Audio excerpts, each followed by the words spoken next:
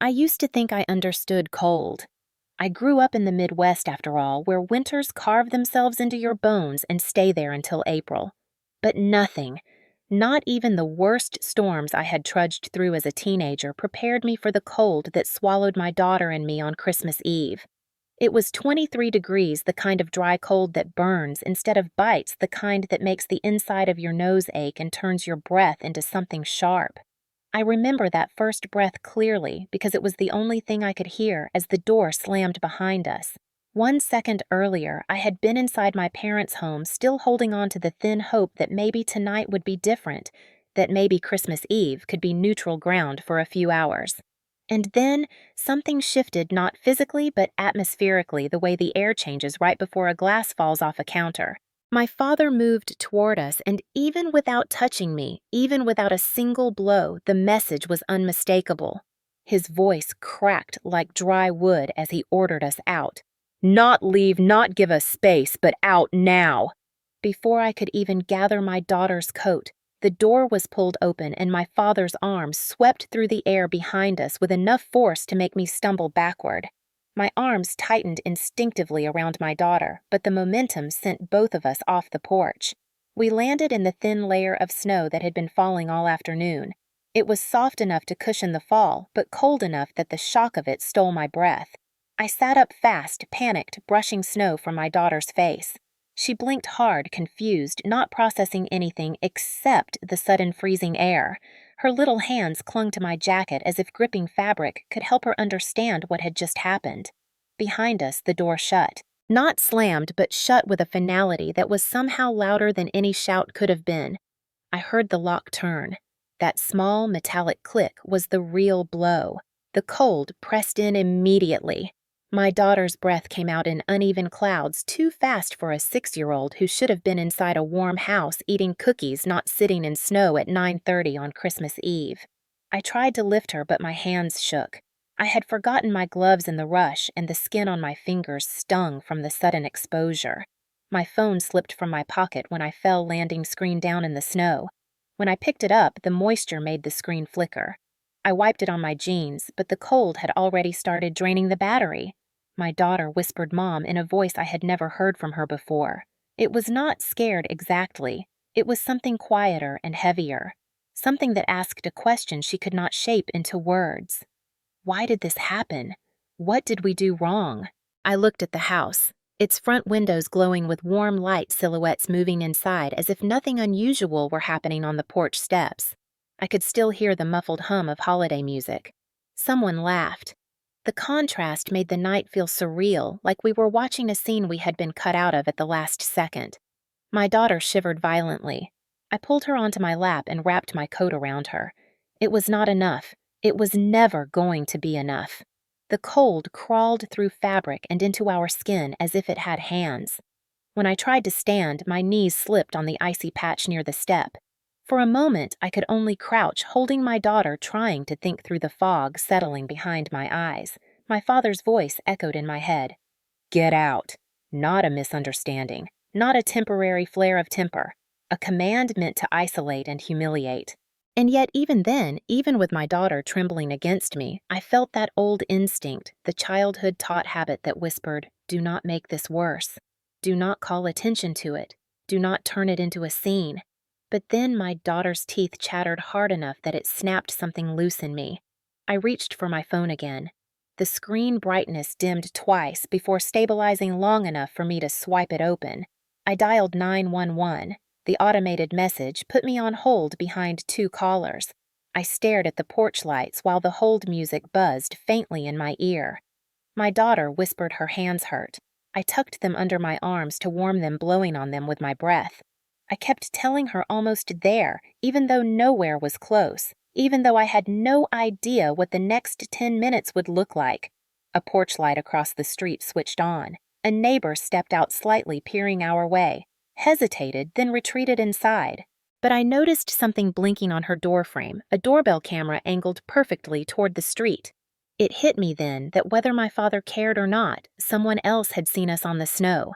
Not the fall, not the moment of being forced out, but the aftermath, the undeniable reality of 2 people on the ground in freezing weather. Finally, the dispatcher picked up. I gave our address, my voice wavering only once. The dispatcher asked whether we needed medical assistance. I looked at my daughter. Her lips were turning a faint bluish purple. Yes, I said. Please. The dispatcher told me officers were en route. While we waited, I held my daughter closer, rocking her gently, trying to share warmth I did not have. I could feel her small heartbeat against my ribs faster than normal. I could hear my own breath coming out in uneven bursts. I had spent years telling myself my father's temper was something I could manage, something predictable. But sitting in the snow with my daughter pressed against me, I realized something I had ignored too long. He had not simply thrown us out. He had put us in danger. As headlights turned onto the street, reflecting off the frozen pavement, my daughter whispered Mom again, softer this time, as if she needed the word as much as she needed the air. I lifted her, stood, and stepped toward the approaching car lights, holding her tight against my chest. And in that moment, in the harsh cold, in the breath that stung my lungs, I felt a clarity that cut through everything else. He did not kick us out. He kicked us into danger. The minutes after calling for help felt stretched and distorted, as if time itself had become brittle in the cold. I remember trying to lift my daughter, shifting her weight so that her legs wrapped around my waist and her arms circled my neck, but even that small adjustment sent a dull ache across my ribs. I ignored it. Pain could wait. Warmth could not. The air felt sharper with every passing second, slicing at any exposed skin, settling into the fabric of our clothes until everything felt stiff and heavy. I tried to shield my daughter from the wind with my coat, but the cold found gaps as if it knew exactly where to slip through. Her tiny fingers dug into the collar of my jacket, not out of fear, but instinct, the simple reflex of a child reaching for the warmest part of the person carrying her. Her breath hit my neck in quick bursts. I knew that pace. It was the breathing of a child holding on. When I looked toward the street, the snow reflected enough of the porch lights to make the whole yard look strangely bright. Every sound seemed magnified, from the crunch of snow under my boots to the distant hum of a passing car blocks away. I kept turning my head toward the corner, half expecting the patrol car to appear instantly, even though I knew logically it would take time. The hold music from the dispatcher still echoed in my mind, a reminder that even emergencies had to wait their turn on Christmas Eve. My phone battery dropped to 15%, then 12, then 9. The cold was draining it fast. I tucked it inside my coat close to my chest to keep it warm enough to stay alive. If the dispatcher tried to call back, I needed to answer.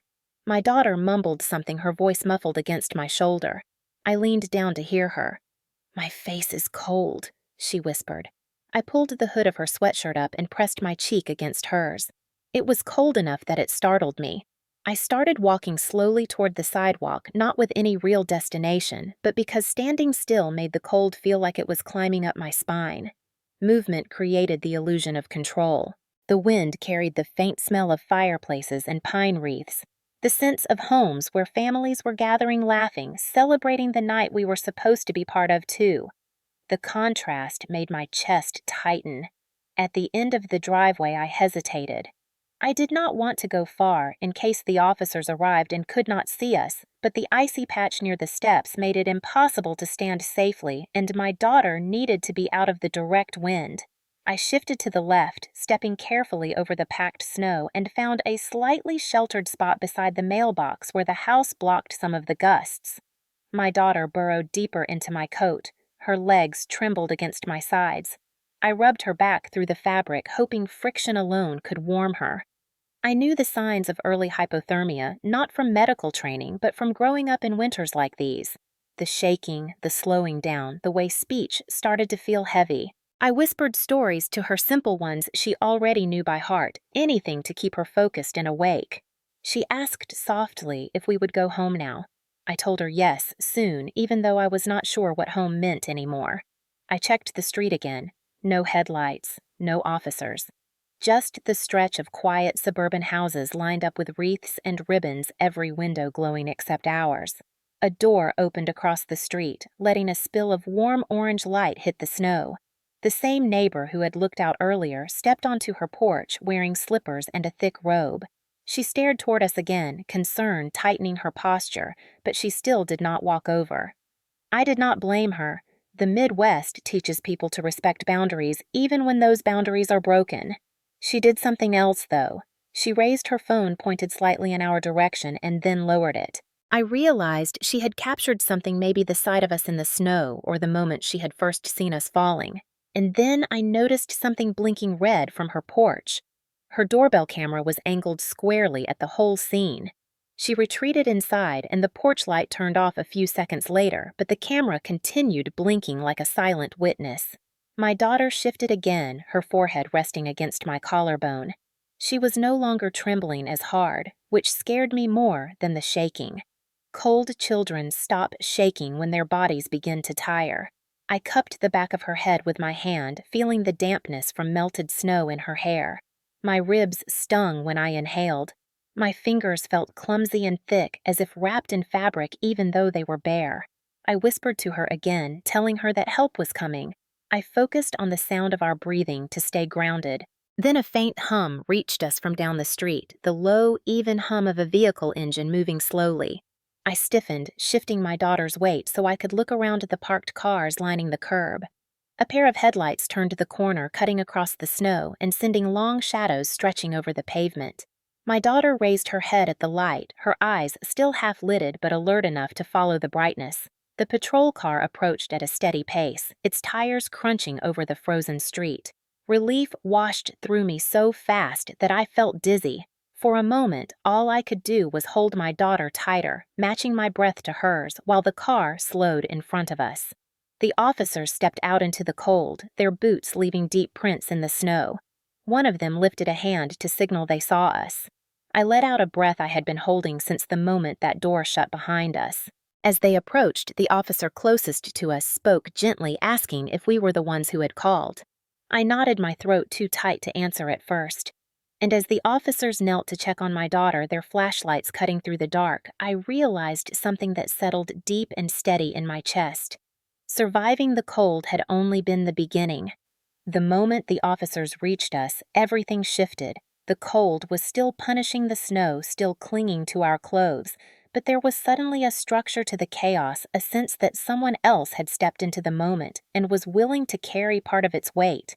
The first officer, a man with frost gathering on the brim of his hat, crouched down to my daughter's height and asked her name. His voice was steady and gentle, a tone people use when they want a frightened child to stay anchored. She whispered her name barely audible, and he nodded as if she had spoken at full volume. He asked if he could check her hands, and when she extended them, he held them lightly in his gloved palms, assessing how stiff they were, how long she had been exposed. The second officer directed his flashlight toward me, not harshly, but with enough clarity that I knew he was studying every detail. He asked if I was hurt. I said I was fine, but the way his eyes shifted to the bruise beginning to surface through my shirt made it clear he did not believe me. Cold makes bruises bloom slowly, but the pressure from the fall had already begun painting a faint shadow across my ribs. He asked again, this time more pointedly. I hesitated, not because I wanted to hide anything, but because the words felt heavy, like stepping into a truth I was not sure I was ready to name. He did not push. Instead, he looked at my daughter again and asked if there was anywhere warm we could step inside while they gathered information. I almost laughed, not from humor, but disbelief, because the warm place nearby was the house we had just been forced out of. He seemed to read that hesitation in my face. He did not press us toward the house. Instead, he guided us to the police car and opened the back passenger door, letting warm air spill out into the night. The heat hit us immediately. My daughter leaned into it instinctively, and I helped her climb inside. One officer stayed with her, wrapping a small blanket around her shoulders, the kind they keep in the trunk for emergencies. The other officer asked me to confirm my name, my daughter's name, and the address. He spoke carefully, watching my reactions, giving me space to steady my breath. He asked what had happened. I opened my mouth, but before I could form a sentence, the front door across the street opened again. The neighbor, the one who had stepped onto her porch earlier, walked toward us, slowly bundled tightly in a winter coat, now clutching her phone. Her steps were hesitant, not because she was unsure, but because she knew approaching a police scene required caution. She stopped a few feet from us and told the officers she had heard a commotion. She explained that she had seen us fall or something close to falling out of the doorway. She said she was not sure exactly what happened, but she knew the weather was too cold for anyone to be out long. She kept glancing at my daughter in the car, her face tightening with worry each time she saw how wrapped up and small she looked. The officers asked her whether she had any video from her doorbell camera, and she nodded, lifting the phone slightly as if to show that she had already checked. She said she could forward it or let them review it as soon as they were ready. One officer thanked her and told her they would come by shortly. She nodded again and stepped back her breath, leaving white trails in the air. When she walked back to her porch, I felt a gratitude so sharp it almost hurt. She did not intervene dramatically. She did not shout at anyone, but she had become a witness in the quiet way some Midwesterners do, the way that does not draw attention but still sees everything. The officer standing in front of me asked again what had happened this time. With the quiet patience of someone who knew the story would be hard to say out loud. My daughter was safe in the car, warm, holding the blanket in both hands. I watched her for a moment, then finally looked at the officer and said the words slowly. We were told to leave. He asked whether anyone inside had threatened us. I searched for the right phrasing because even though no one had threatened us verbally, the forcefulness of being pushed toward the door, the immediate locking of it behind us, the refusal to let my daughter back inside for her coat, all of it carried the weight of something dangerous. I told him it was not an accident and not a misunderstanding. His expression did not shift, but the way he angled his flashlight suggested he understood the unspoken parts. He asked if the person inside the house was my father. I nodded. He asked if I felt safe returning to that house. I shook my head. He asked if my daughter was cold when we were put outside. I did not have to answer. Her lips earlier had been blue enough to speak for both of us. The officer noted everything carefully in his notebook. Another car pulled onto the street, a second patrol unit arriving as backup due to the temperature and the presence of a child. They spoke briefly among themselves, then asked if anyone else inside the house had seen what happened. I told them that at least 8 people were inside. He asked whether anyone had come out to help. I shook my head again. One of the officers went to knock on my parents' door. I felt my stomach twist, not from fear of confrontation, but from the dread of watching the same script play out. I knew exactly what my father would say. I also knew the officers were prepared for that kind of answer. Through the police car window, I saw my daughter watch the officers with wide eyes. The blanket was pulled all the way to her chin. When the officer returned from the house, his expression was subtle, but telling. He said they were not getting a clear story from inside. The officers exchanged a look that said they were familiar with evasiveness. They turned back to me and asked the question that settled everything into place. Did he strike you? The air felt heavier. I felt my ribs pulse under the layers of clothing. I did not describe anything physical in detail. I simply said yes. And for the first time that night, saying one word felt like taking back something I had lost long before the cold. The ride to the emergency room felt strangely quiet, even though the heater in the patrol car was blowing at full strength and the radio crackled with the distant chatter of other calls. My daughter sat beside me in the back seat, wrapped in the blanket the officers had given her, her head resting lightly against my arm. Every few minutes she blinked slowly as if trying to convince herself that she was truly warm now and did not need to brace against the cold anymore.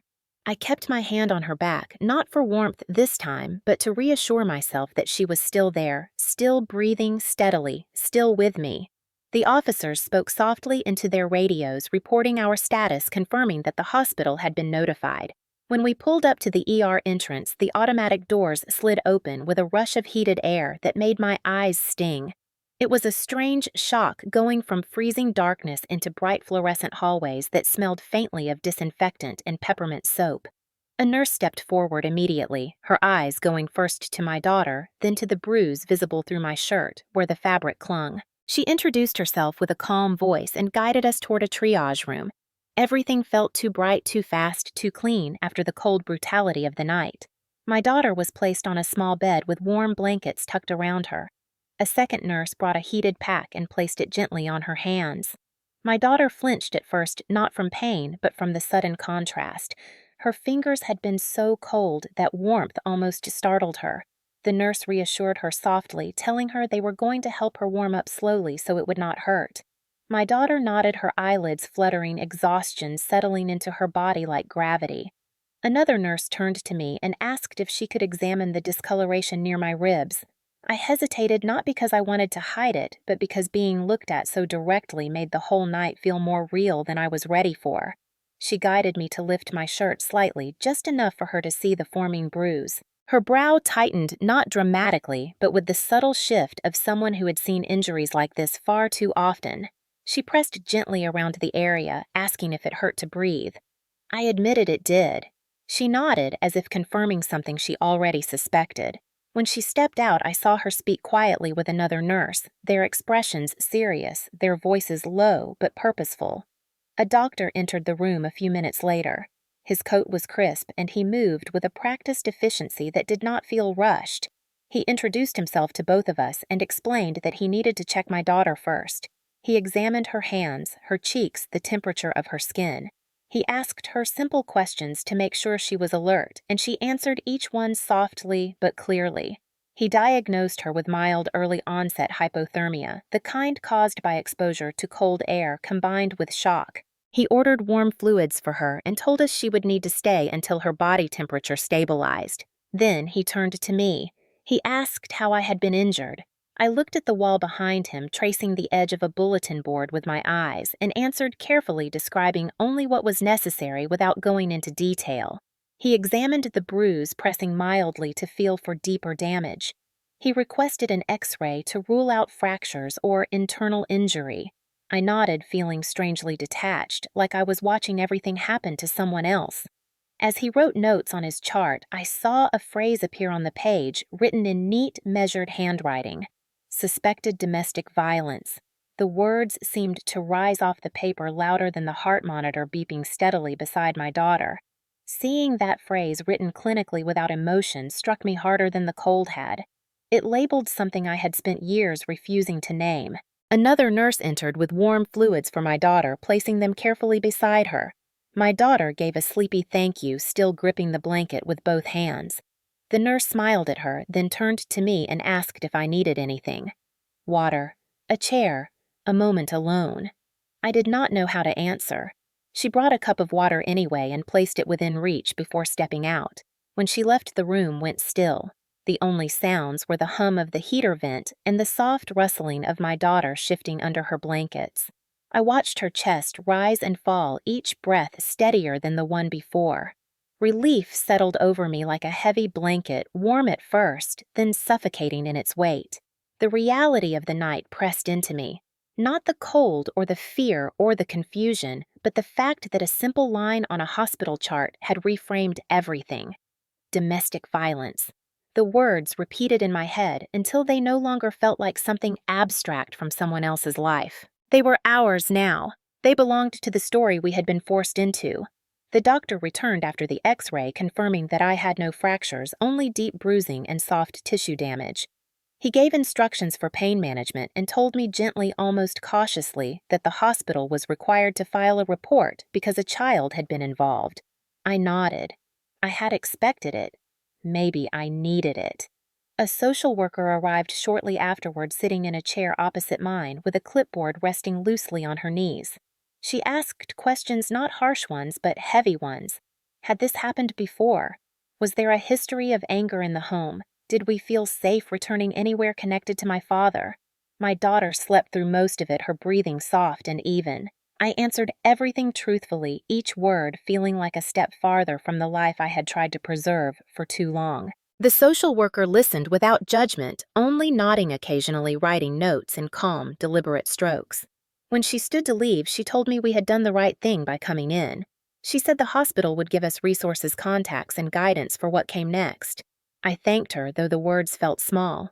When she left, another wave of quiet settled in the room. I looked at my daughter, at the faint pink returning to her cheeks, at the blankets wrapped around her small body. In the cold outside that house, I had been too focused on survival to think about anything else.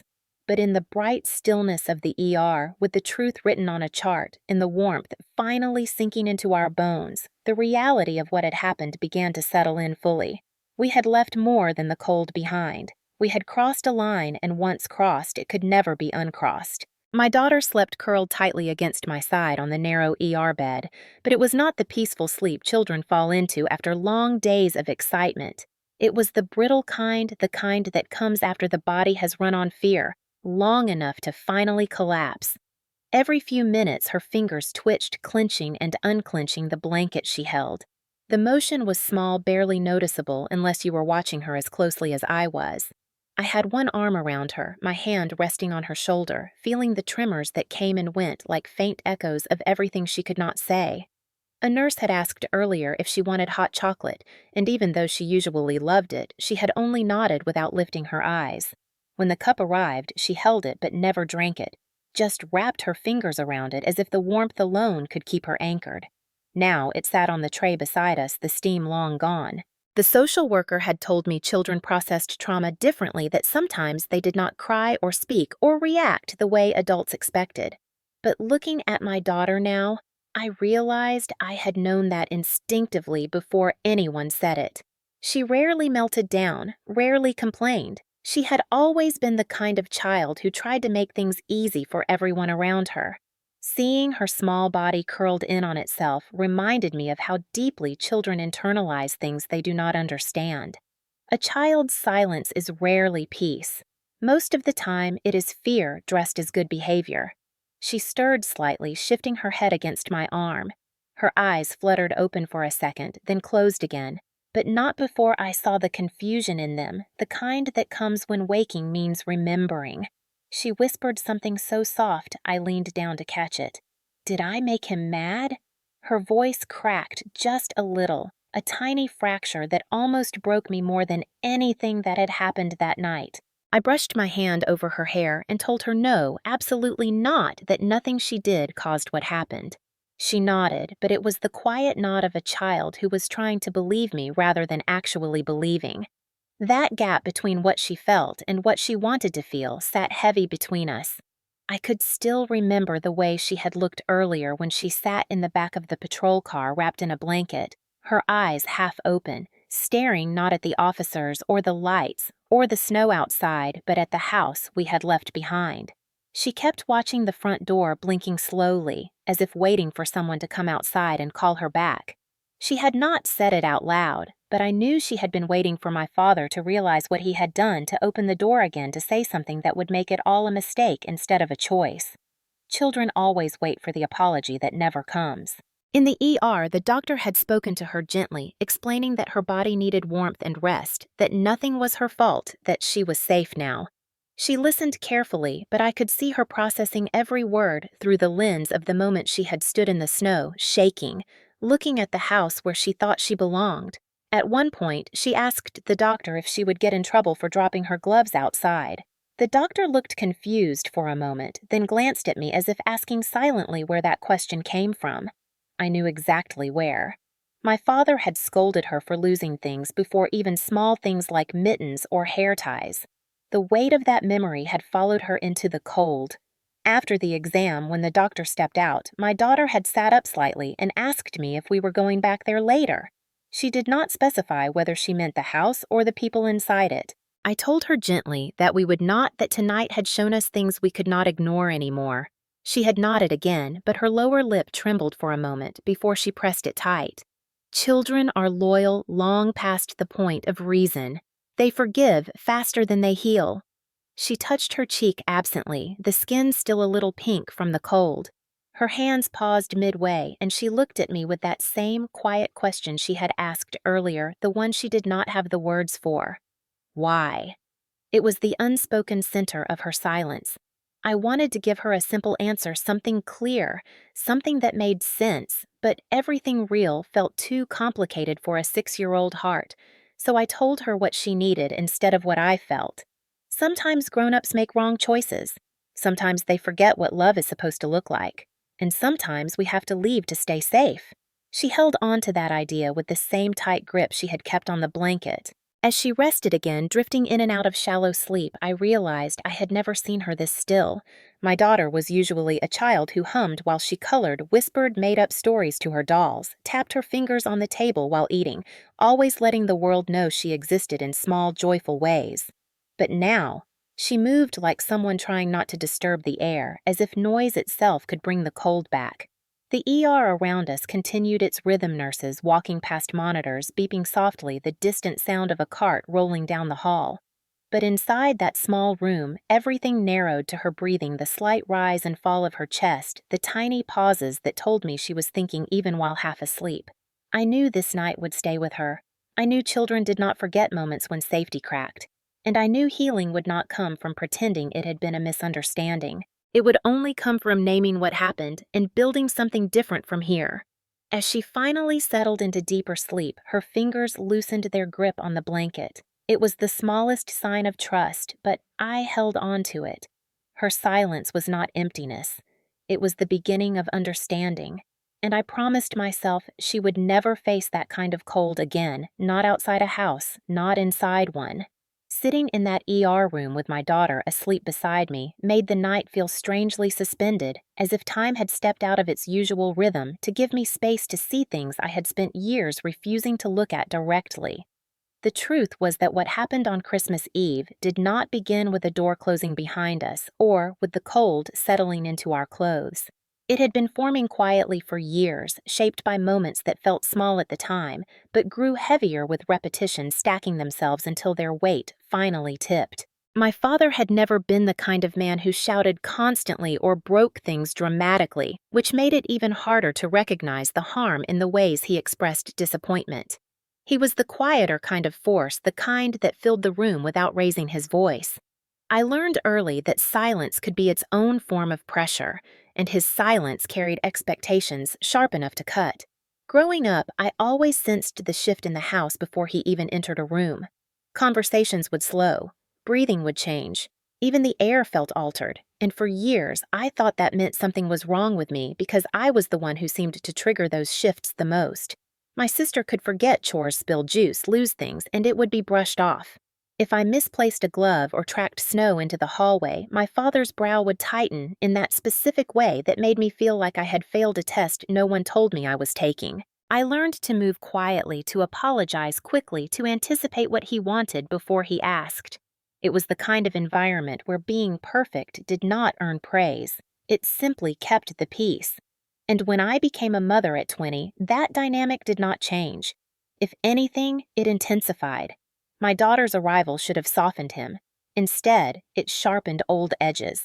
He interpreted every small struggle of early motherhood as a reflection of my inadequacy.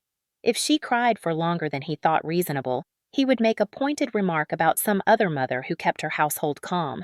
If I looked tired, he would say I needed to learn discipline, as if exhaustion were a moral failing. And when my daughter started walking and climbing and exploring, he watched her like she was a test I was destined to fail. I remember one afternoon when she accidentally knocked a cup off the table during a visit. It rolled to the floor and clattered loudly. She froze immediately, the way children do when they are startled by their own noise. Instead of reassuring her, my father sighed the way he used to sigh at me, long and disappointed, a sound that suggested the mistake was deeper than a cup. My daughter had been barely 3, but she understood enough. She had looked at me with wide eyes as if asking whether she had done something terrible. That was one of the first times I realized she was beginning to internalize expectations I had spent my childhood suffocating under. Over the years, the comments shifted from disappointment to something more insidious. If I disagreed with him even gently, he would accuse me of being emotional. If I tried to explain a boundary, he would say I was dramatic. He never yelled, but his words landed with the weight of authority he believed he naturally held. It was the kind of environment where being calm was not a choice but a survival technique. I learned to swallow reactions, to keep my voice measured, to speak only after calculating every possible outcome.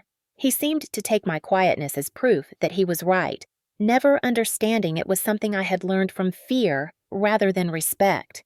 The strange thing was that none of these moments ever felt like enough to justify leaving or cutting ties.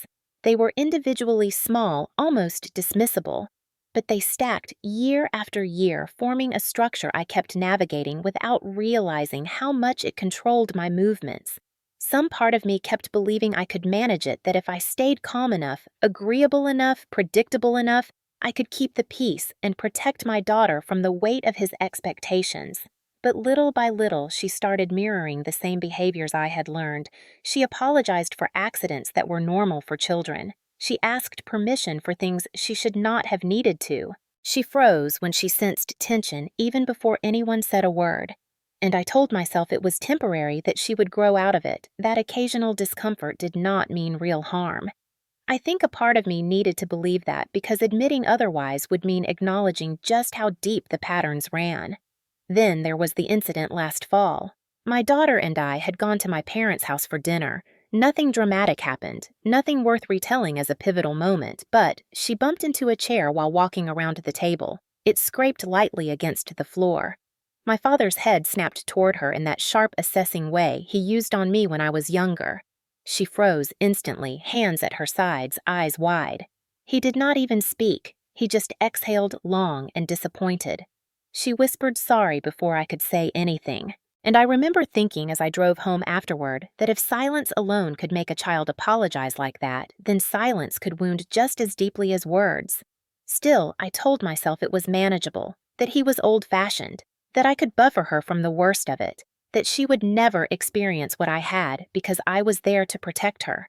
I clung to that idea the way some people cling to the hope that patterns can break without anyone having to name them. But Christmas Eve stripped that illusion away so completely it felt like a curtain had finally fallen. When we stood outside that house in the freezing dark, my daughter shaking from cold and confusion, everything I had rationalized for years became impossible to ignore. The night did not create the damage. It revealed it.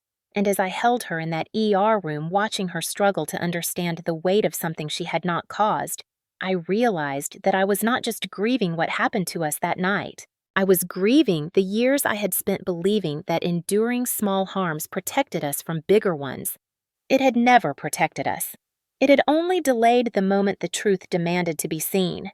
By the time the nurses finished their checks and the social worker stepped out to process her report, the ER had settled into its late-night hush.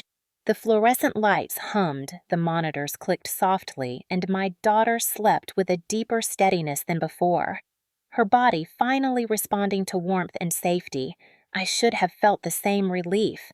I should have let myself breathe, knowing we were out of the cold and out of immediate danger. But just when the room began to feel still enough for my thoughts to catch up, my phone buzzed on the small metal table beside the bed. The sound was sharp in the quiet room, so sudden it made my heart jolt. I reached for it, thinking maybe it was the social worker or the officer from earlier.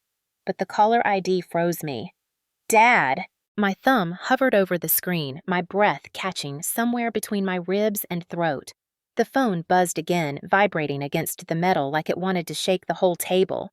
I let it ring out. A second later, the voicemail notification appeared. Then another call. Then another. Each time his name lit up the screen, something in me tightened. He had not called to check on my daughter. He had not asked the officers earlier whether she was warm or safe. This was not concern. It was control reaching out to reclaim ground. I silenced the call and watched the voicemail notification blink at me with a persistence that felt almost physical. I did not want to listen. I already knew the tone he would use because he had used it on me my entire life.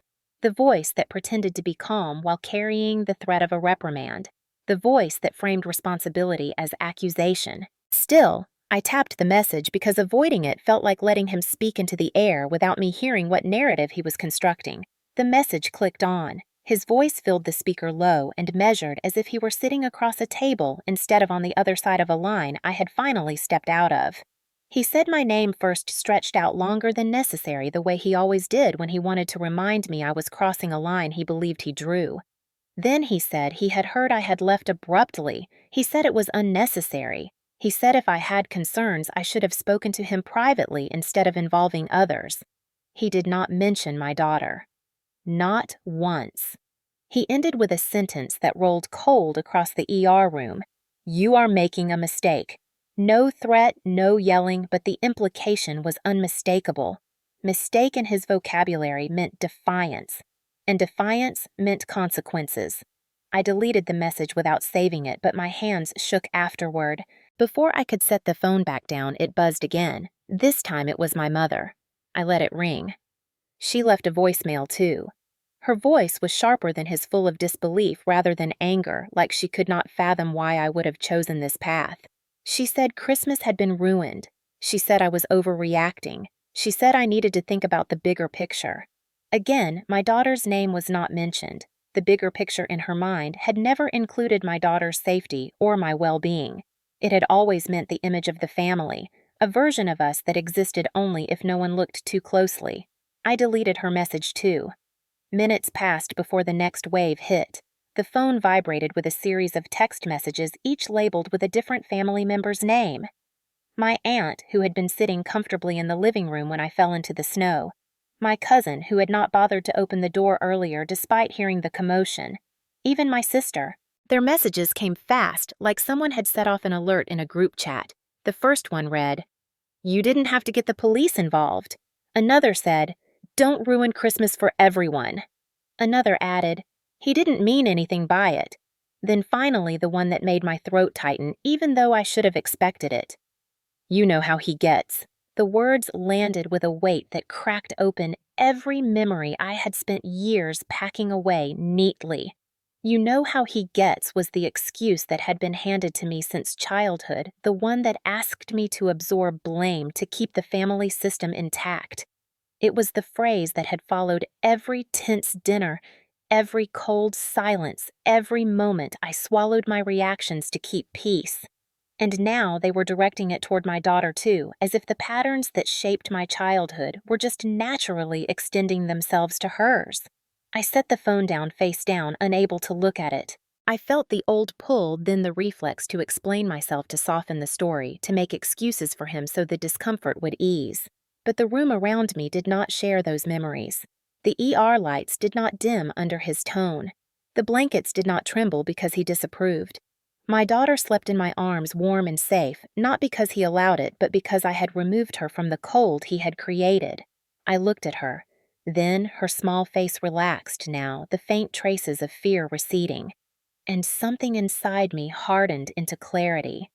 If I responded to those messages, if I softened or explained or apologized, I would be teaching her the very same lessons I had spent my life unlearning. That fear was normal. That silence was safer, that the people who hurt you deserved more protection than the people who were hurt. Another voicemail arrived, then another. The phone buzzed and buzzed, relentless, demanding attention. I turned it off. The silence that followed was not empty. It was protective. The nurse checked in again, making sure my daughter's temperature was rising steadily. When she left, the room felt warmer, not because of the heating system, but because the distance between us and the people trying to pull us back into their version of the story had widened. I stroked my daughter's hair, feeling her body relax further. The setback had come sharp and expected the first attempt to rewrite reality. But this time, the narrative would not be his. It would not be theirs. I had evidence now. I had witnesses. And most importantly, I had clarity. When the ER finally quieted into that strange middle of the night, stillness, something inside me shifted from survival into purpose. The fear and shock were still there, but they no longer sat in the front row. A colder, steadier instinct stepped forward, the one that had developed over years of working in medical billing and compliance, the one that knew how systems worked, how timelines mattered, how documentation was not just paperwork, but proof. I looked at my daughter curled beside me, her breathing soft and even her cheeks warmer now, the faint tremor in her hands finally gone. I realized that protecting her was no longer about comforting her or staying calm. It was about building a record that no one could twist.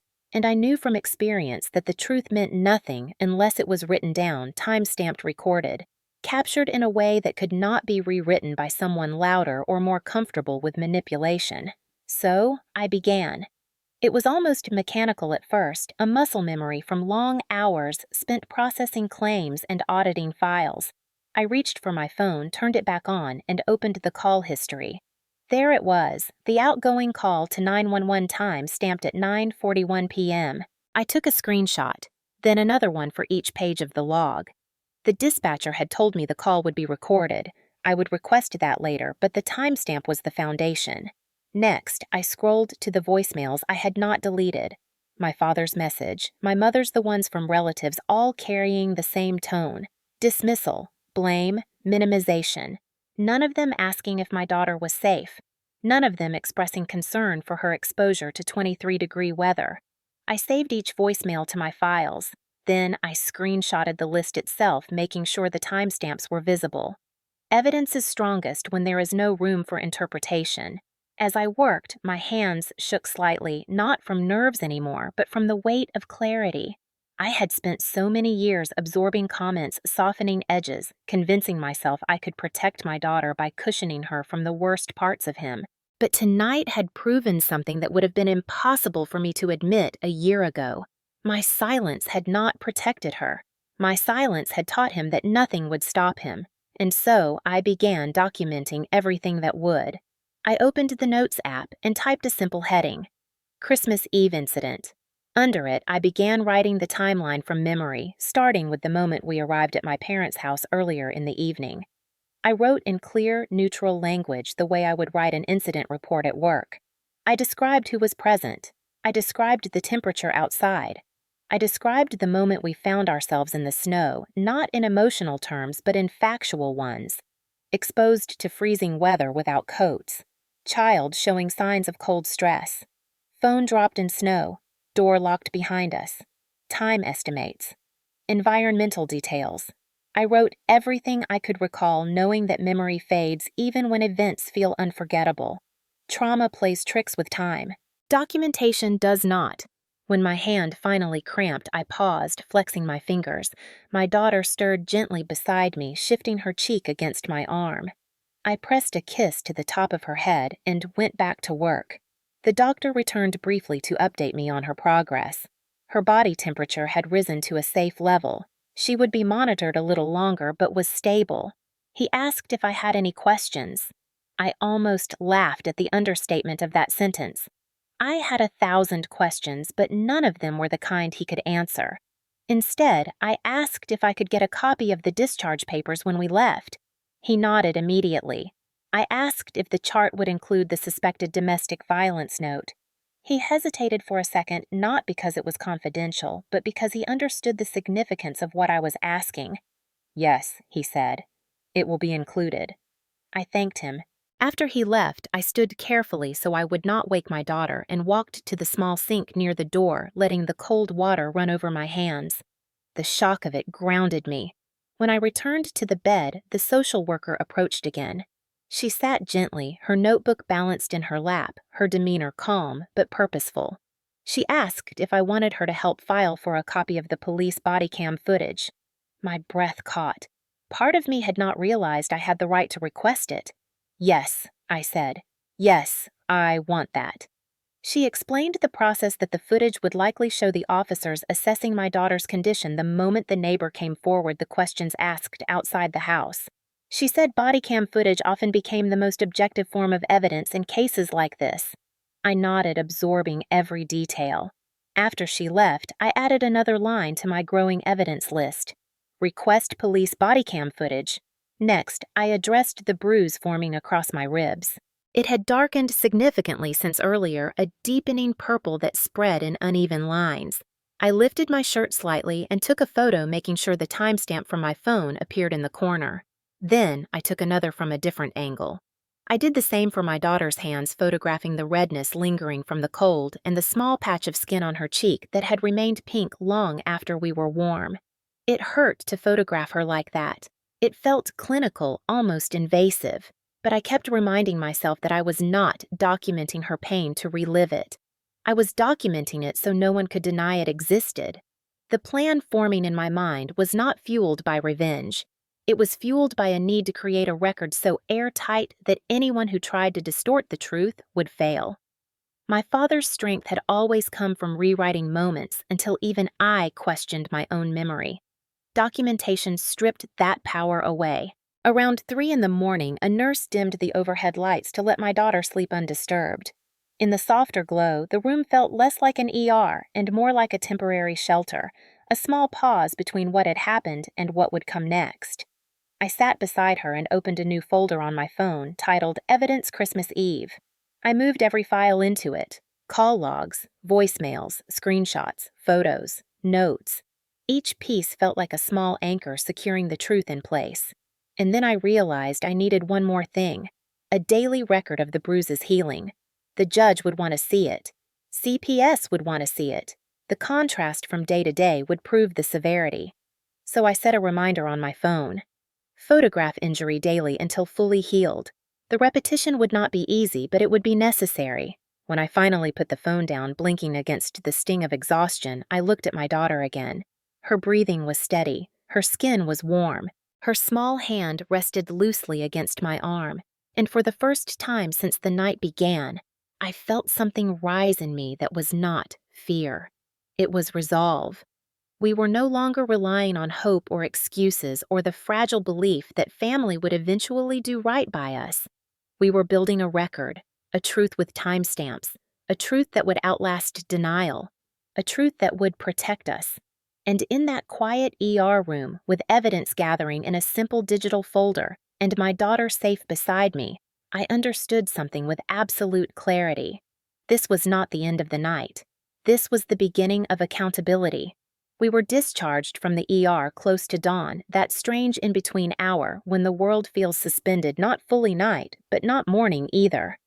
My daughter slept in the back seat of the rideshare, bundled in the hospital blanket we had been allowed to take home, her breathing finally deep and even. I should have felt relief. Instead, unease settled low and heavy inside me, the kind that warns you the night is not finished just because the worst part has passed. And I was right. The counterattack began before the sun even rose.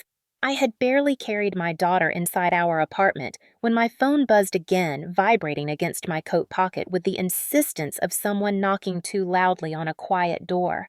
I set my daughter gently on the couch, tucking the blanket around her. Then I checked the screen. This time it was not my father. It was an unknown number. I stared at it for a moment before answering, keeping my voice low so I would not wake her. The woman on the line introduced herself politely. Her tone was calm, professional, almost apologetic. She said she was calling from Child Protective Services. The words hit harder than I expected, not because I feared them, but because I knew instantly who had triggered the call. My father had moved faster than I imagined, reaching for the same system that would soon be examining him. The social worker explained that they had received a report a few hours earlier alleging that I was unstable, that I had exposed my daughter to unsafe conditions, that there had been concerning behavior on my part. She read the allegations neutrally, but the framing was unmistakable. It was exactly the kind of reversal he would choose, a narrative designed to flip the lens so that the focus shifted away from his actions and toward mine. The shame my daughter carried into the ER flickered through my mind, and for a brief second I felt the old familiar urge to defend myself emotionally, to argue, to plead my side. But then the steadier part of me took over, the one that had documented everything, the one that had spent years learning exactly how compliant systems functioned. I asked the social worker if this was a preliminary contact or a scheduled visit. She said it was both. They had to follow up in person. They were already on their way. I thanked her calmly, surprising myself with how even my voice sounded. When the call ended, I took a breath that felt too shallow and too sharp all at once. Then I woke my daughter, gently telling her we needed to get settled in her room for a little while. She was still half asleep, clutching the blanket with one hand, but she followed me quietly. I tucked her into bed, dimmed her lamp, and stayed with her until she drifted back into sleep. When the knock finally came, it was firm but not aggressive. I opened the door to find a woman in her 30s standing beside a man holding a clipboard. Both wore ID badges. Their expressions were neutral, but their presence carried a seriousness that filled the doorway. They stepped inside after I invited them, glancing briefly at the apartment, assessing the surroundings as trained observers do. I offered them chairs at the kitchen table, and they sat with calm deliberation. The woman took the lead. She explained again the nature of the report, emphasizing that they were required to investigate any allegation involving potential harm to a child. She asked permission to see my daughter briefly once she woke. I nodded, my hands folded tightly on the table. I answered every question clearly, providing the timeline, the events of the night, the weather conditions, the ER evaluation. I spoke not from panic, but from documentation. When she asked if I had evidence of the cold exposure, I opened the folder on my phone. I handed them screenshots of the 911 call log. I showed them the photos of my daughter's hands from earlier. I showed them the time-stamped ER paperwork waiting in my email inbox. The man with the clipboard took notes rapidly, his expression shifting from neutral to focused. When they asked whether there were witnesses, I told them about the neighbor's doorbell camera and the officers who responded. I explained that body cam footage was being requested. They exchanged a one that carried the weight of professionals who had seen plenty of false narratives unravel under the light of evidence. After the initial questions, the woman asked the one thing I had been expecting. Why would someone report you? I met her eyes. I told her plainly that my father had a long history of rewriting events to avoid accountability, that he relied on control, that when confronted with consequences, he tended to retaliate quickly.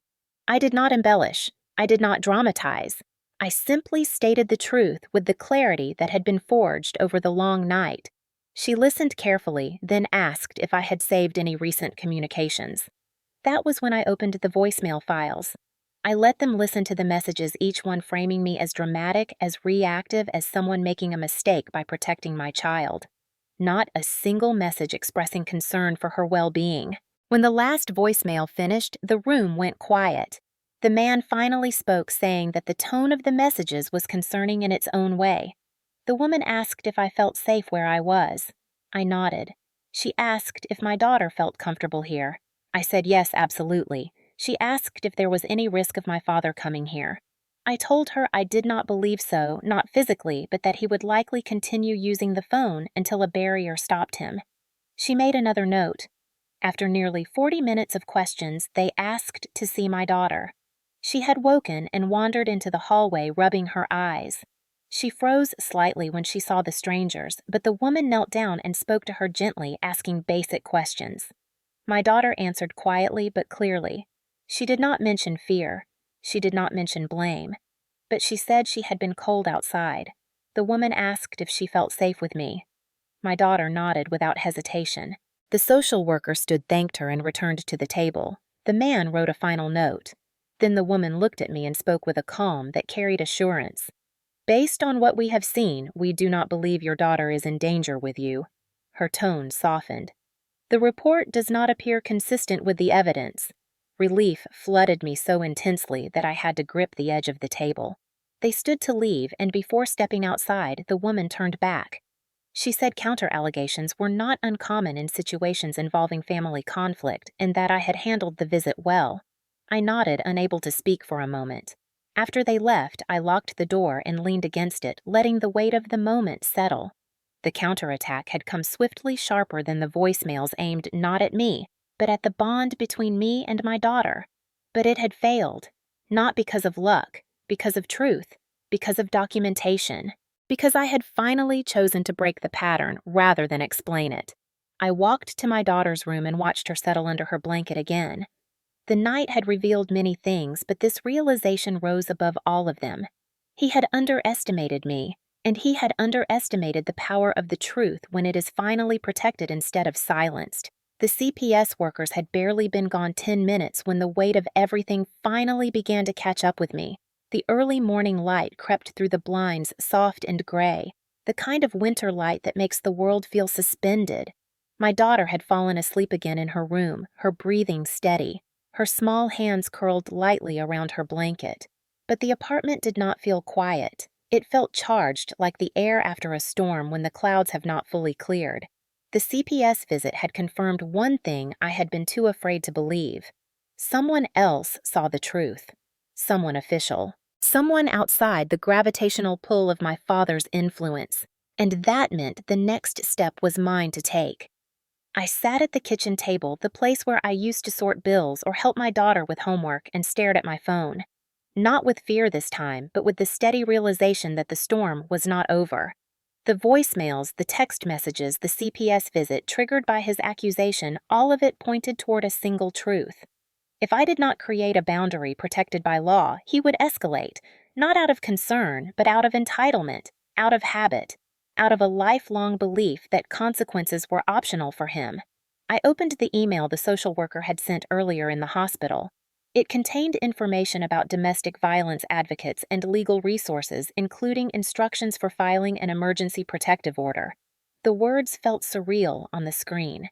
I had seen clients request them through insurance claims I processed at work. Never once had I imagined my name would be attached to one. But the moment I clicked the link, something steadied inside me. The application form loaded slowly, the spinning icon turning in circles that almost felt symbolic. When it finally opened, I read every line carefully. I detailed the events of Christmas Eve using the same calm, neutral language I had used in my evidence log. Exposure to freezing temperatures, locked outside without proper clothing, child showing signs of cold stress, fear of retaliation, pattern of escalating verbal intimidation, no accusations, no emotional exaggeration, just facts. Evidence carried the emotion for me. The instructions said I needed to bring the form to the county courthouse for review by a judge. Walk-in hours began at 8:30. It was barely 7. I heated water for tea, though I knew I would not drink it, and paced the living room while my daughter slept the hospital blanket draped over the couch like a reminder of the night we had survived. Every movement of my mind circled back to her face in the cold, her lips turning pink with warmth in the ER the way she had asked if she made him mad. That single question replayed until I could not sit still anymore. At 8:15, I bundled her into warm clothes and carried her to the car. She asked where we were going. I told her somewhere safe. The courthouse parking lot was half empty when we arrived, the ground dusted with a thin layer of frost. The winter air was sharp, but not like the night before. This cold felt clean, purposeful, like something you walk through rather than something that swallows you. Inside, the security guard directed us to the domestic violence intake office. The woman at the desk greeted me gently, her voice carrying the practiced calm of someone who has witnessed many first mornings after. She asked if I had documentation. I opened the folder on my phone. Call logs, photos, screenshots, ER paperwork. She reviewed each file quietly, occasionally nodding. Then she said something that surprised me, even though it should not have. "You did everything right." No one had ever said that to me in this context. For 26 years, I had been told through tone or silence or expectation that I was overreacting, dramatic, sensitive, emotional.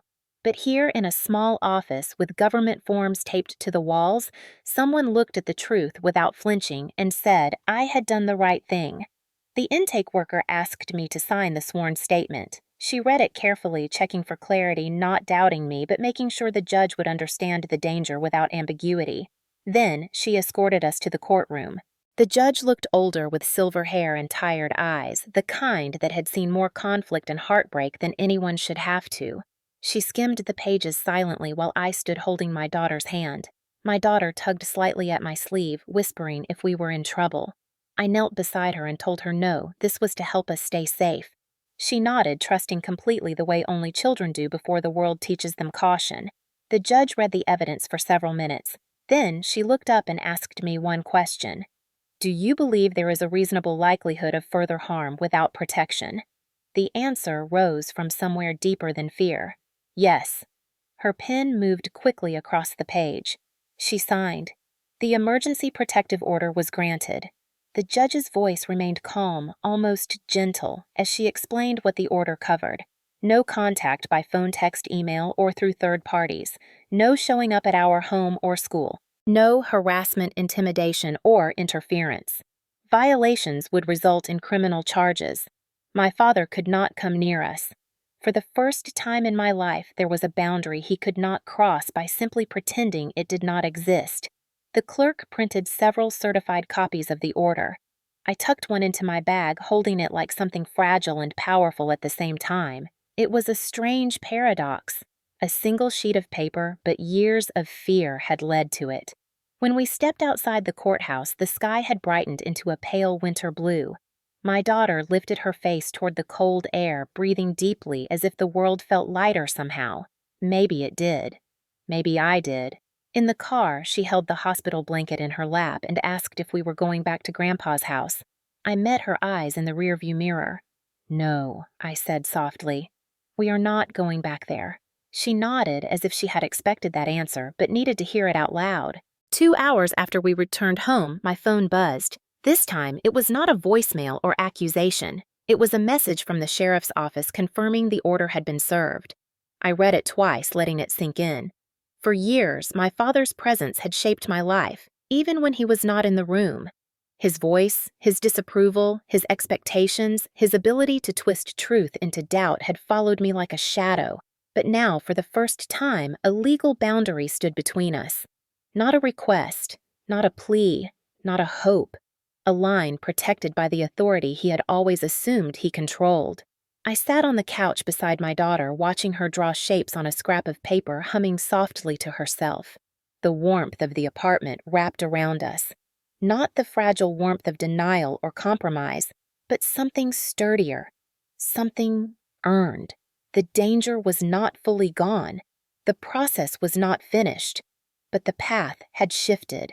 And in that shift, I realized something that felt almost revolutionary. Safety was no longer a hope. It was something I had claimed, something documented, something enforced, something ours. The weeks leading up to the court hearing moved strangely, as if time kept switching tempos without warning. Some days passed in a blur of paperwork, phone calls, and reminders from the advocate helping me navigate the process. Other days dragged slowly, heavy with the kind of quiet that made me replay every moment of Christmas Eve, even when I didn't want to. My daughter adjusted faster than I expected. Children do that sometimes, not because the wounds are small, but because they cling to whatever stability appears next. She slept through the night, more often hummed while coloring again, even asked occasionally if she could bake cookies, which had always been her way of returning to normal life. But every now and then she would look at the front door. Not with fear exactly, but with an awareness she had never carried before, a subtle shift that told me she had learned the world was not always predictable.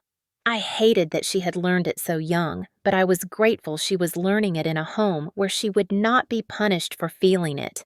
As the court date approached, the advocate called to walk me through what the hearing would look like. She said it would not be dramatic, no long speeches, no confrontations.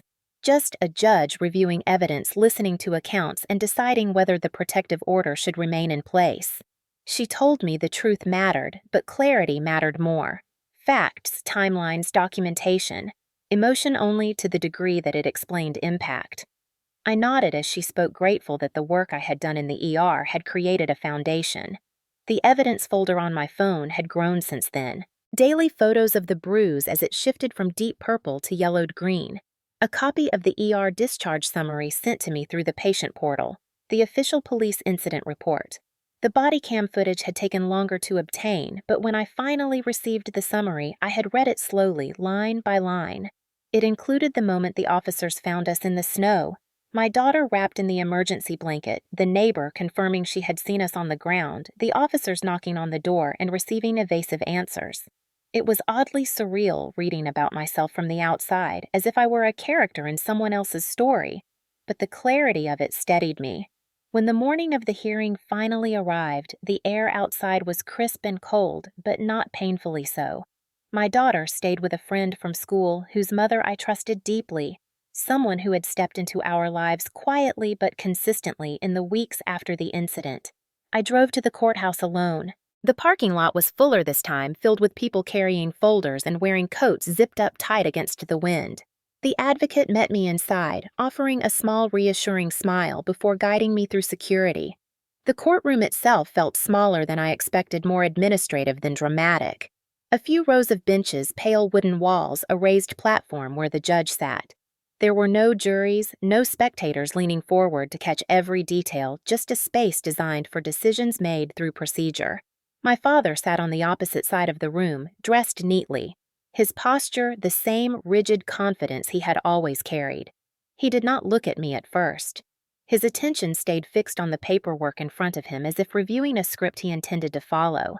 My mother sat beside him, her arms crossed tightly.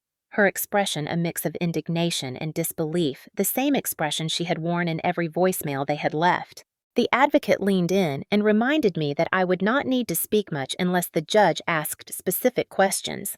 My heart pounded anyway, not because I feared them, but because facing them without shrinking felt like stepping into a new version of myself. The judge entered and everyone stood briefly before sitting again. She reviewed the case file, flipping through pages with slow, deliberate movements. She asked my advocate to summarize the situation. Listening to someone else say the words aloud brought a wave of conflicting feelings, the clarity of truth intertwined with the grief of accepting that this was truly happening. When the judge turned to me, her expression was calm but attentive. She asked if I still believed the protective order was necessary. Yes, I said steady. She asked if the events in my sworn statement were accurate. Yes. Then she asked one question that struck deeper than the others. Do you believe there is ongoing risk to your child if contact resumes? I thought of my daughter in the cold, her small voice asking if she had made him mad, the way she had frozen in the ER doorway when she heard a loud sound. Yes, I said. Absolutely yes. The judge nodded and turned to my father. His attorney stood speaking in that smooth, dismissive tone lawyers sometimes use when they believe the case is beneath them. He said the situation had been exaggerated. He said the weather had not been as dangerous as described. He said my father had simply asked us to leave during a family disagreement. He even suggested I had slipped on the porch, which caused the bruise. Each statement landed with a familiar sting, the same rewriting of reality I had grown up with. But this time, something was different. Evidence existed. The judge asked to see the timeline photos. I handed them to the clerk. She examined each one, her eyes narrowing slightly as the bruising unfolded across days in quiet, undeniable progression. She reviewed the ER report next, noting the suspected domestic violence designation. She read the police summary, including the neighbor's account. My father shifted in his seat. He still did not look at me. When the judge addressed him directly, asking him to confirm whether he had allowed us back inside the house after we went into the cold, he answered with a stiff tone, saying he had not realized the temperature was as low as it was. The judge pressed. Did you check on the child? He hesitated. No. For the first time in my life, I saw someone hold him accountable in real time. The judge closed the file and spoke clearly, her voice steady but firm. She said the evidence supported my account. She said the risk of harm was credible. She said my father's explanation lacked consistency and concern. She said the protective order would be extended. My mother gasped quietly beside him, a sharp intake of air that sounded like disbelief turning into something sour. My father remained still, but his posture stiffened, the kind of tension people feel when the world stops orbiting the way they expect. When the judge dismissed us, I exhaled slowly, realizing I had been holding my breath for minutes. My father finally looked at me then. Not with anger, but with something colder, a stunned recognition that the story he had controlled all his life was no longer his to rewrite. I walked out of the courtroom without looking back. Outside, the winter sun had climbed higher, its light stretching across the pavement in long, pale lines. My daughter was waiting for me at home, safe, warm, untouched by the courtroom tension that once would have shaped her future. I unlocked my car, took one last steadying breath, and realized something profound. The system had not saved us. The evidence had. The truth had. And my willingness to name what had been hidden for years had finally shifted the balance. The courtroom door swung shut behind me with a soft thud. It did not sound like an ending. It sounded like a beginning. In the days following the hearing, the air around my life felt different, not lighter exactly, but clearer, like a fog had lifted just enough for me to finally see the road in front of me without guessing what lay beneath each step. The protective order had been extended, and for the first time in years, I felt something close to safety settling into the corners of my home. My daughter sensed it too. She began humming again while brushing her teeth, scattering crayons across the coffee table the way she used to asking if she could help stir pancake batter on Sunday mornings. Each small return to normal felt like a milestone, a quiet celebration in a household learning how to breathe without fear. But safety does not erase consequence, and consequence does not unfold in a single dramatic moment. It happens slowly in waves, as systems begin moving in the direction they were designed to move when truth is finally documented. The first wave came from the prosecutor's office. I had known intellectually that the police report and ER notes would trigger a review, but seeing the number on my caller ID made my heart tighten anyway. The prosecutor assigned to the case spoke calmly, outlining what they had received. He explained that child endangerment was not a minor charge. Neither was assault, regardless of whether visible injuries were minimal or whether the assailant insisted the harm was accidental. He asked me to walk him through the events again, not because he doubted me, but because building a case required consistency. I described everything with the same measured clarity I had used in the affidavit: the weather conditions, the locked door, the exposure, my daughter's symptoms, the bruise that had changed shape and color across days. He asked about the neighbor. I told him her doorbell camera had captured enough for the officers to verify our exposure duration. He asked about the voicemails. I forwarded them to his office with timestamps. When the call ended, he told me they would move forward with charges. Not a trial yet, not a court date, just the first step of accountability.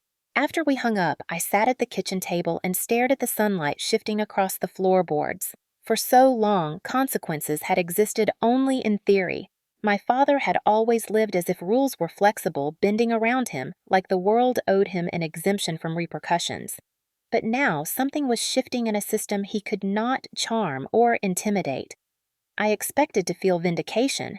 Instead, I felt a strange cocktail of grief relief and inevitability. The second wave of consequences arrived quietly disguised as a voicemail from my aunt. She began talking without even acknowledging what had happened. She said the family was concerned about the legal trouble brewing. She said the situation was getting out of hand. She said it would be better for everyone if I dropped the charges so Christmas could be salvaged next year. Her voice trembled slightly when she said that word, everyone, as if the legal consequences my father faced were somehow a shared burden the entire family was carrying. I deleted the message without responding. It was not the kind of deletion born of anger. It was the kind born of clarity. The protective order meant I did not owe them conversation. I did not owe them comfort. I did not owe them my silence. A week later, an officer arrived at my door to confirm service of the formal charges. He handed me a small packet, explained the next steps, and wished me well. My daughter watched from behind me, holding a stuffed animal against her chest.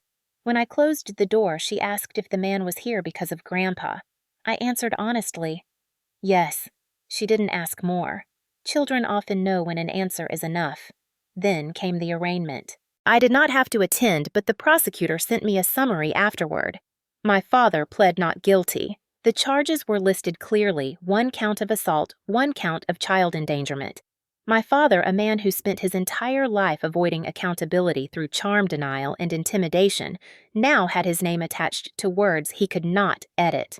The prosecutor explained that cases like this often ended in plea agreements, especially when evidence was strong and the defendant wanted to avoid trial. For weeks, nothing happened on the surface. My days became a balance of routine and vigilance. School drop-offs, work, dinner, coloring books, winter coats by the door, and always the quiet awareness that a legal process was unfolding in the background. My daughter's bruise photos had long since been filed, the ER report attached, the body cam summary reviewed, everything moving forward with the slow but steady pace of a system that does not rush but does not forget. Then one afternoon, the prosecutor called again. He said my father's attorney had reached out. They wanted to discuss a plea deal. He asked whether I wanted to be consulted before any agreement was finalized. I told him yes. He walked me through what a typical plea might look like: probation, mandatory counseling, parenting classes, community service, no contact for a set period beyond the protective order, a recommendation for continued restrictions depending on compliance. Hearing it out loud made me swallow hard, not because it was too little, but because for the first time someone had spoken about my father in terms of consequences instead of excuses. I told the prosecutor the outcome I wanted most was safety, not punishment. He said he understood. When the plea hearing happened 2 weeks later, I did not attend. I didn't need to see the moment physically to understand its significance. The prosecutor called me afterward and told me the plea had been entered. Guilty to child endangerment. Deferred judgment on the assault charge pending completion of conditions. I let out a slow breath I didn't know I'd been holding. It was not dramatic justice. It was not cinematic. But it was real. My father would be required to attend counseling. He would complete community service. He could not contact me or my daughter. Any violation would result in immediate sentencing. And perhaps most importantly, the plea would remain a matter of record. for a man who built his life on image and authority that was a consequence heavier than any single sentence. My mother left me a single voicemail after the hearing. Her voice was cracked not with remorse, but with disbelief. She said she hoped I realized what I had done. She said I had broken the family. She did not mention my daughter. She did not mention the cold. She did not mention the danger. I listened to it one time, then deleted it. The third wave of consequences unfolded quietly in my daughter's behavior. She began asking fewer questions about that night. She stopped checking the front door. She started sleeping in her own bed without waking from dreams she could not describe. One evening, she asked if she could invite a classmate over to make cookies. I felt my throat tighten. That small request was a sign of healing. It meant she no longer saw our home as a place where danger could slip through the cracks without warning.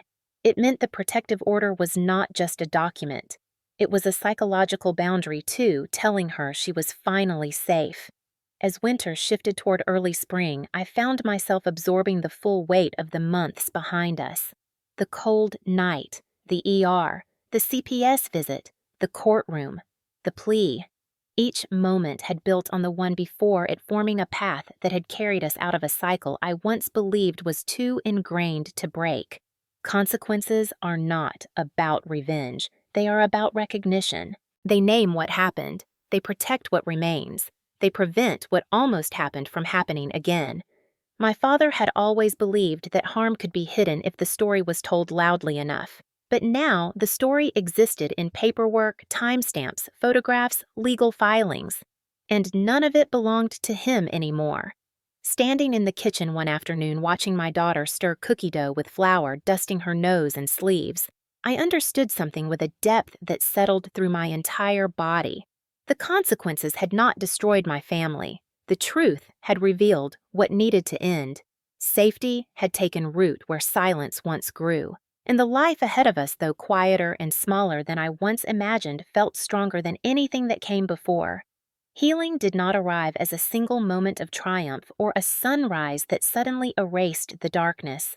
It came quietly in small pieces, like puzzle fragments that only made sense when I learned to stop rushing to assemble them. The first piece appeared the week after the plea hearing when I walked into a modest two-bedroom apartment that I had chosen without asking anyone's permission or fearing anyone's reaction.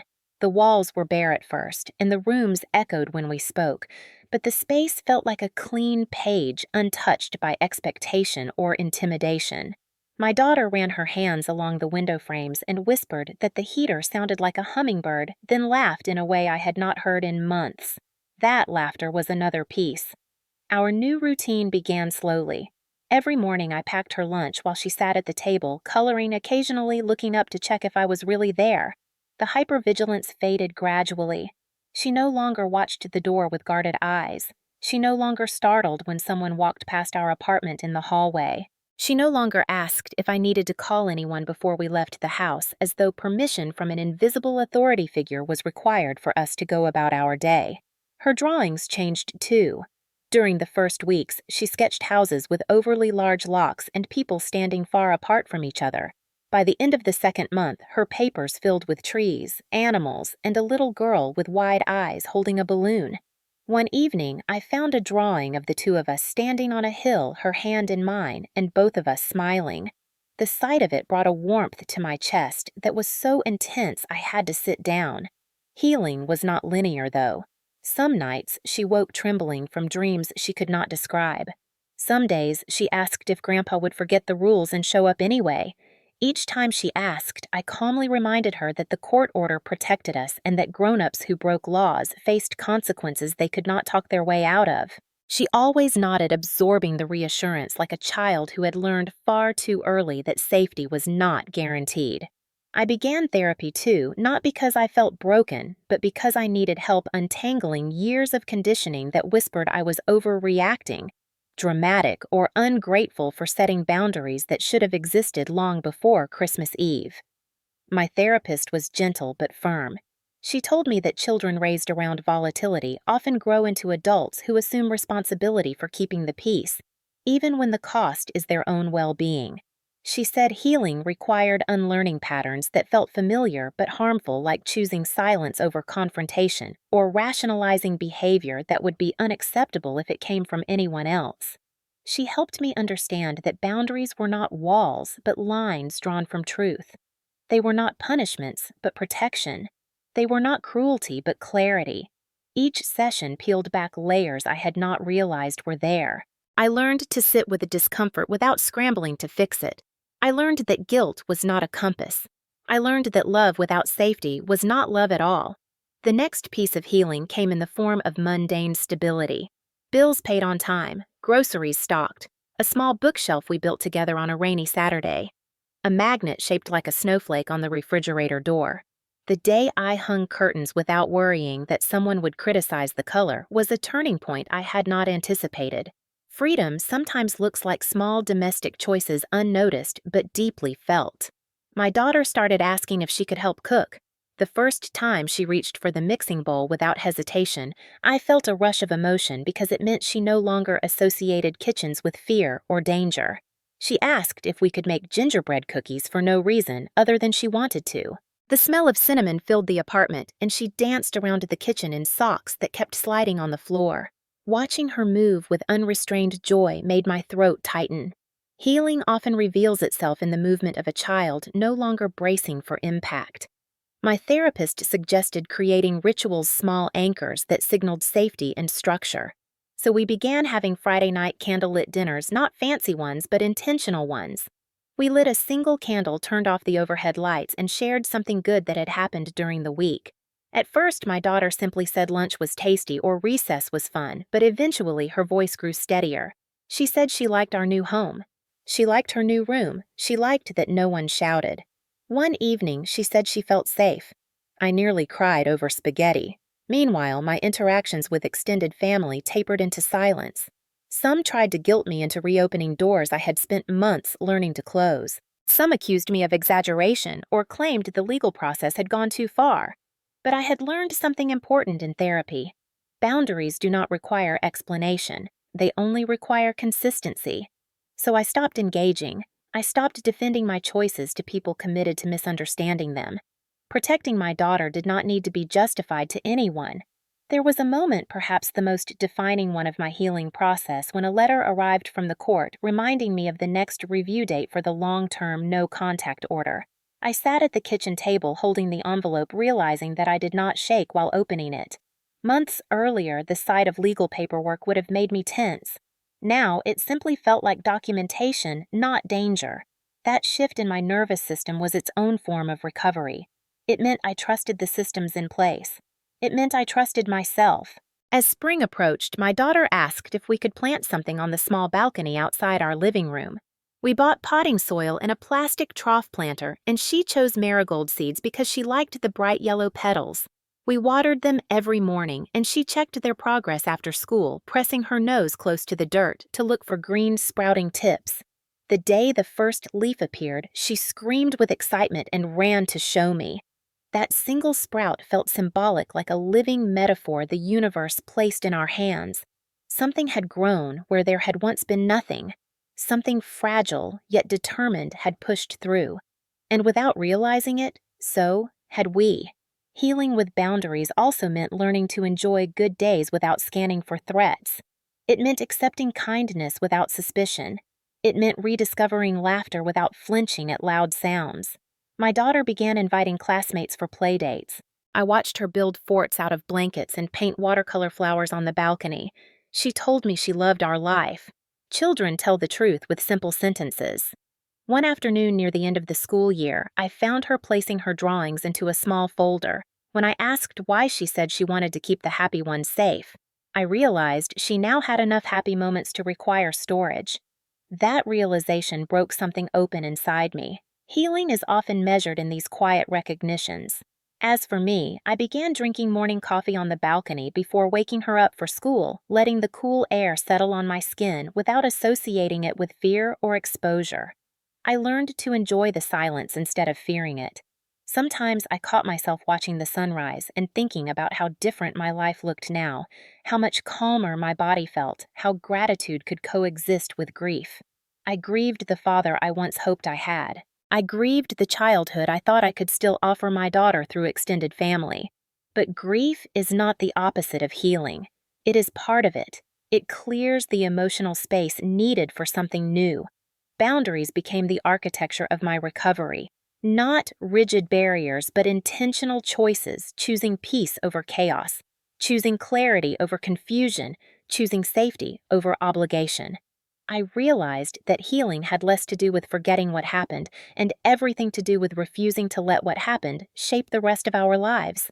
And as I tucked my daughter into bed one warm evening, listening to her describe a dream about marigold fields and hummingbirds, I understood with absolute certainty that every step I had taken, every document I filed, every line I drew had led us here, not to perfection, not to erasure, but to stability, to dignity, to a future not determined by the past.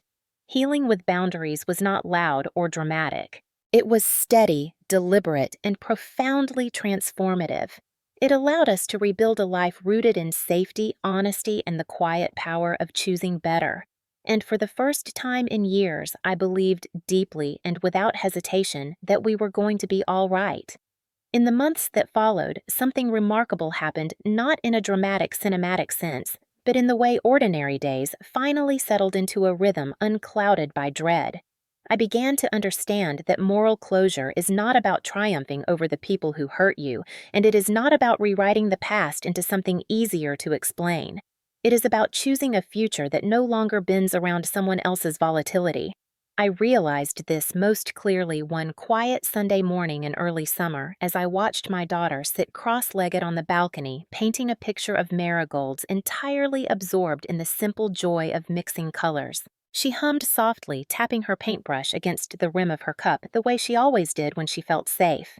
I stood in the doorway for a long moment, taking in the stillness, the sunlight warming her hair, the gentle breeze stirring the leaves of the plants we had grown together. There was no tension in her shoulders, no glances over her shoulder, no flinching at sounds outside our control. The world had finally stopped shrinking around her and around me too. That was when I understood that healing had moved from something we were trying to build into something we were actually living breath by breath, morning by morning. Moral closure, I discovered, is the quiet acceptance that you cannot save the version of someone you wish they were. You can only protect the version of yourself and the child you are responsible for becoming. The court orders, the counseling requirements, the no-contact boundaries were all necessary steps, but they were not the heart of the resolution. The true closure was waking up each day and understanding that the cycle had ended with me, that my daughter would grow up knowing safety as the baseline rather than a privilege granted only when someone was in a good mood. For the first time, I felt like the parent I had always wanted to be. Not perfect, not unscarred, but present and unafraid. I thought often about the night everything changed, not to relive the fear, but to remind myself of the clarity it had forced. Trauma has a way of sharpening the truth until it is impossible to look away from it. And the truth was simple: protecting a child is never betrayal. Setting boundaries is not disrespect. Walking away from harm is not cruelty. These principles became the foundation of our new life. The values I repeated to my daughter, the ones I whispered to myself when guilt tried to creep in through the cracks left by years of conditioning.